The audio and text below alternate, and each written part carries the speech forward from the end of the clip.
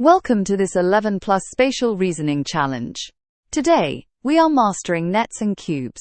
We will learn how to fold a flat, two-dimensional net into a three-dimensional cube. Let's look at question 1. We need to find which folded cube can be made from this net. A common mistake is to try to mentally fold the entire net in your head all at once, which is super hard. Instead, let's use the opposite faces rule. In any net, faces that are separated by exactly one square are opposites. When folded, opposite faces will be on the opposite sides of the cube, so they can never be seen at the same time. In our net, let's find the opposites. The left and right arms, the diamond and the square, are opposites. The circle and the triangle are opposites. And the cross and the star are opposites. Now, we can eliminate any option that shows opposites touching. Option A shows the diamond and the square next to each other. Since they are opposites, option A is incorrect. Option B shows the circle and the triangle touching, which is impossible. Option C shows the cross and the star touching, so it is incorrect. Option E also shows the cross and the star touching. That leaves us with option D. It has the circle, the cross, and the diamond. None of these are opposites, so option D is our correct answer. To find out exactly what your child really needs to focus on, why not try our free adaptive diagnostic test? Click the link in the description below. Let's tackle question 2. Here we have directional shapes like arrows and diagonal lines.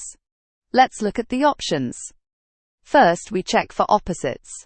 We see that the cross and the square are opposites. Option E shows them touching, so we can cross out option E immediately. For the remaining options, we must use the orientation rule to check the relative positions of the shapes. Look at the arrow. In the flat net, the arrow points upwards, away from the cross. In option A, the arrow points directly towards the cross, which is incorrect, so we eliminate option A. Now look at option D. Look at the dot relative to the cross and the triangle. In the flat net, looking from the cross to the triangle, the dot is on the right-hand side. But in option D, the dot is on the left-hand side, so the dot is on the wrong side of the other shapes. Thus, option D is incorrect. What about option B? Let's check the diagonal line relative to the cross and the arrow. In the flat net, looking from the cross to the arrow, the line is on the right-hand side. But in option B, the line is on the left-hand side, so it is on the wrong side of the other shapes. Additionally, the line runs in the wrong direction, so option B is incorrect. This leaves us with option C. The arrow points away from the cross, the diagonal line is on the correct side, and no opposites touch. Option C is our correct answer.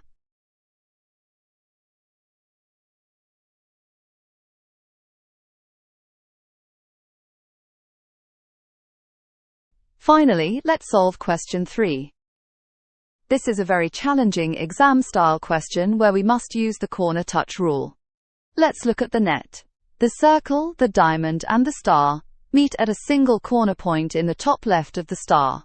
When the net is folded, this corner becomes a single vertex, where these three faces meet. Let's use opposites to eliminate first. Option A has the circle and the triangle, which are opposites. Option B has the diamond and the cross, which are opposites. And option E has the triangle and the circle, which are opposites. This leaves us with option C and D. Both show the circle, the star, and the diamond. But look at how they touch at the corner. In the flat net, the top vertex of the star points straight up towards the circle. In option C, the star has been rotated, so its top vertex points towards the diamond instead of the circle. This corner connection is wrong. In option D, however, the star points directly towards the circle, and the diamond meets them at the correct shared vertex. This is a perfect match. Option D is our correct answer.